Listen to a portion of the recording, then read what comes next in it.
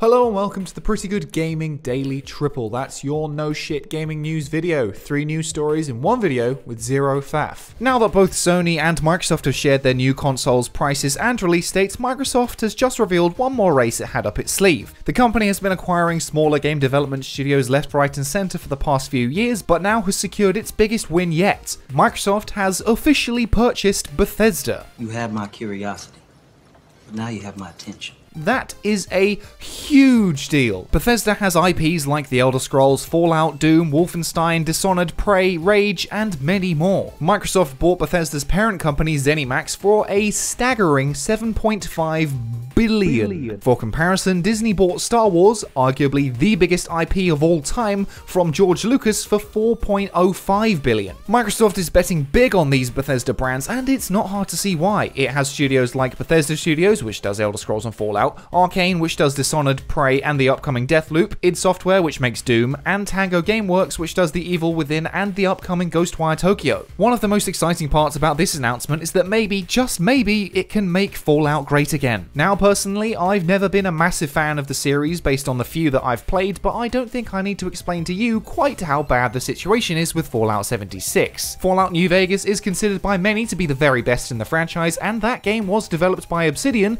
a studio which put out the excellent The Outer Worlds game, which I have played, and it just so happens to be under Microsoft's umbrella. I love it when a plan comes together. But the bigger question going forward is one of exclusivity. Now that Microsoft owns all of these IPs, will they be exclusive to Xbox? Well, if this had happened a year ago, I'd absolutely say it's curtains for Sony fans, and you better get used to seeing Doomslayer chilling with Master Chief, but I'm not so sure that will be the case anymore. Microsoft has made it pretty clear that exclusivity is not its driving force anymore, hence why it's making its games playable on PC and through services like Game Pass and xCloud. I don't think it's outside the realm of possibility for Microsoft to allow Sony to run the games on PlayStations, but I'd also question whether Sony would actually let that happen. Sony would be directly paying its competitor, which is certainly an interesting place for any business to be in. If this was the other way around and Sony had been the ones to buy Bethesda, I'd absolutely expect to see games like Fallout and Elder Scrolls become PlayStation exclusives because that's just their business model. I'm not saying that Microsoft definitely will keep Bethesda's titles multi-platform, and that may well be part of the deal that we haven't seen, but honestly I think it could go either way. According to Bloomberg, Executive VP of Gaming at Microsoft Phil Spencer said that they would be looking at bringing games to other consoles on a case-by-case basis. However, $7.5 billion is an insane amount of money to spend on something that you're planning to share with other people. I know if I bought something for that much money, there's no way I'm letting anyone get their greasy hands all over it. Ultimately, we're just going to have to wait and see, and I really doubt that anyone is just going to come out and say it one way or the other. It's going to be some vague and obfuscating statement buried deep in a press release. Technically, the deal hasn't officially been completed yet, as the wording just says Microsoft has entered into an agreement to acquire ZeniMax Media, but since both parties have announced it, I think it's very unlikely that it will fall through. Another important note in relation to Sony is that Deathloop, made by Arcane, one of the studios owned by Bethesda, still has timed console exclusivity with the PS5. Once that deal expires, who knows what will happen with Arcane, but for now, it still favours Sony. There's still been no real word on what's happening with Starfield and Elder Scrolls 6 since they were announced, but Todd Howard did say that the technology behind the Xbox Series X and S has enabled the largest engine overhaul since Oblivion. If signing with Microsoft means that Bethesda can move past that dogshit engine, then it's definitely a good thing in my book. Xbox is absolutely on a roll at the moment after announcing an additional next-gen console, the price and release date of these consoles, and that EA Play is coming to Game Pass, which is a service that just gets better and better value. I'm sure most of you would agree that Sony won this console generation, but going into the next one, Microsoft is making some serious power plays that should have the Sony execs sweating. But as a final note, I'll take this time to remind you that the console war is made up bullshit, and screaming at each other about chunks of plastic for mega corporations doesn't get you anywhere. Play what you want, on what you want, and just move on with your day. And speaking of moving on, Cyberpunk 2077 recently shared its third Night City Wire livestream, which details some more of the world and the gangs that live in it. However, you may be spending less time in this world than you did in The Witcher 3, as CD Projekt confirmed that Cyberpunk 2077 will be shorter than The Witcher 3. The length of Geralt's story varies wildly from player to player, due to the sheer amount of content to work through in the game, but the average completion time is around 50 hours for just the main story. Some people thought that was a little long and even went so far as to complain about it, as senior quest designer Patrick Mills explained on an after-show livestream on Twitch. In the stream, he said, "We do know that the main story run in Cyberpunk 2077 is slightly shorter than The Witcher 3 because we got a lot of complaints about Witcher 3's main story just being too long." That probably sounds disappointing to those of you who want as much Cyberpunk content as you can get your metal fingers on, but to be fair, so many people just don't finish games they start playing, and that's exactly what Mills went on to say. And looking at the metrics, tremendous numbers of people played through the game but never made it to the end. We want you to see this whole story, so we did shorten the main story, but we have lots to do. I played The Witcher 3 on PS4, and if you look at the trophy lists, you'll see that only 29.8% of people unlocked the trophy for finishing the game on that platform. That's really not that many people, and then consider the fact that the game has multiple endings. But Mills specifically says the main story is a bit shorter, not the game as a whole. That means that it could have even more side content that makes the overall package much bigger than The Witcher 3,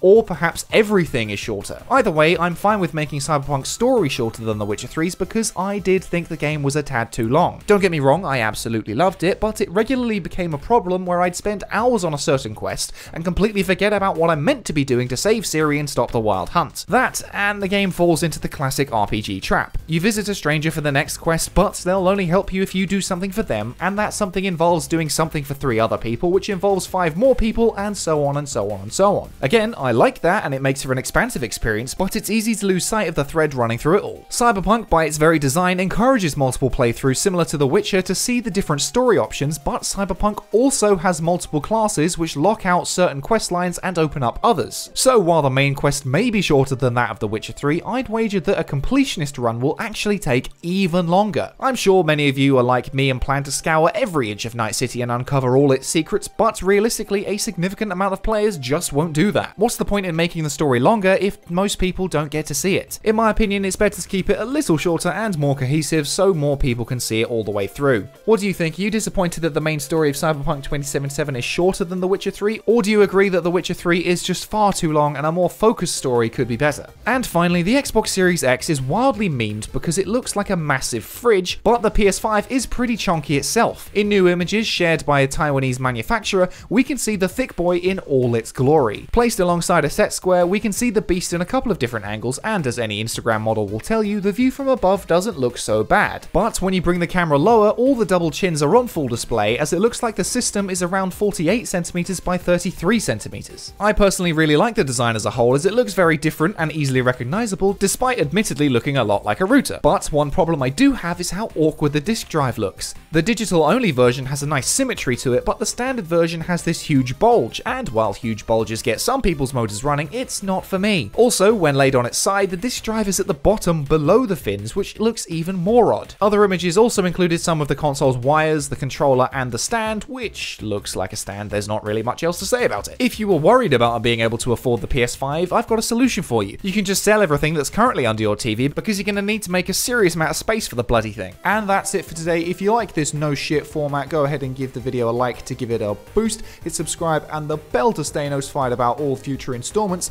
Toss a coin to your YouTuber over at patreon.com/prettygoodgaming. I've been Henry Cooper. That's all for today. Bye for now.